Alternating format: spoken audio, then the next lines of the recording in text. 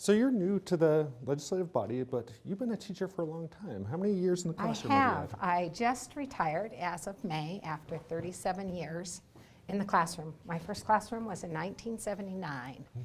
So Easier to keep these folks in line or easier to keep the kids in line? it's a learning curve. I am comfortable in a classroom. People oftentimes said, don't the high school kids scare you? Nah, I'm a people person, and you know, we're all just the same. We have questions, we have opinions, and it's about how you address those, and respectfully. So how do we judge success in the classroom? What does a successful outcome look like to you?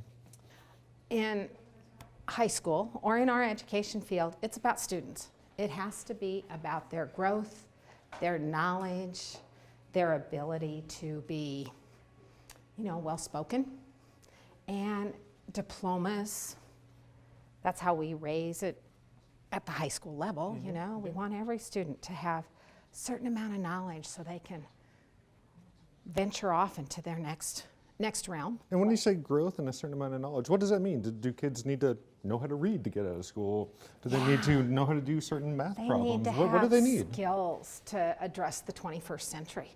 That's a little bit of math. They have to be able to read and write. Our world has had that standard since it started, when education started, you know.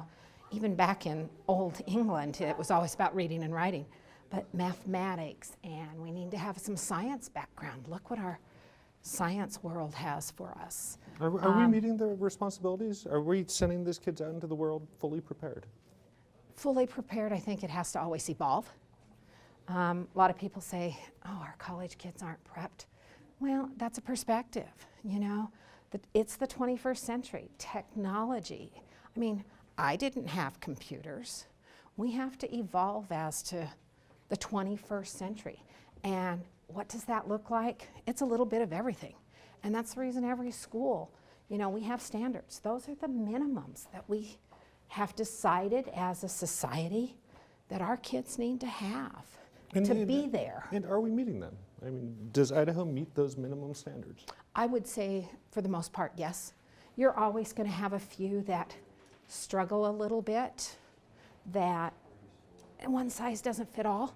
But you know what? I believe we can meet the needs of every student. Do we have it perfect? No. Do we have it for probably 75, 80% of our kids? Absolutely. So the legislature's done its job then. We're good. Well, no, there's always room for improvement.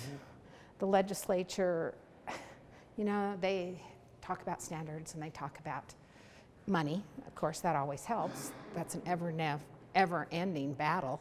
Especially everything we do needs money in our world. But you know what? There's always room for improvement. You can't stand still. What's that improvement that you want to see then? What I want to see every kid be able to get a high school diploma. I want them to be able to venture where they want to. In the 21st century, they're going to have to be trainable. And we've got to make sure every child has that opportunity. And scholarships aren't a barrier. Where they live aren't a barrier. I love the fact we now give dual credit. We're stepping out of the box. And the career technical that we've seen come through the legislature, great. So how do we make all this stuff happen then? What are the steps we can make in this building that make that kid prepared for the next millennium? We have to step out of the box.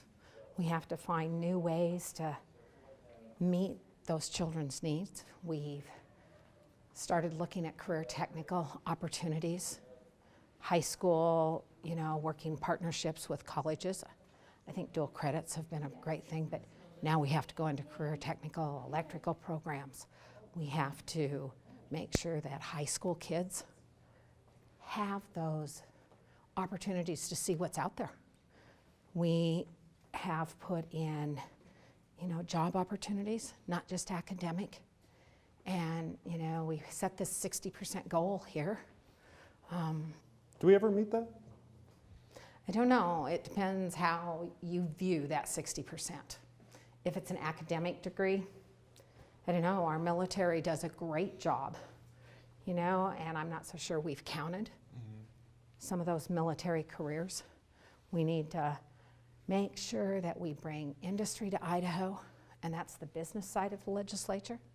We got to make sure our economy, we pay wages that will keep people in Idaho. And that really becomes the part of the legislature.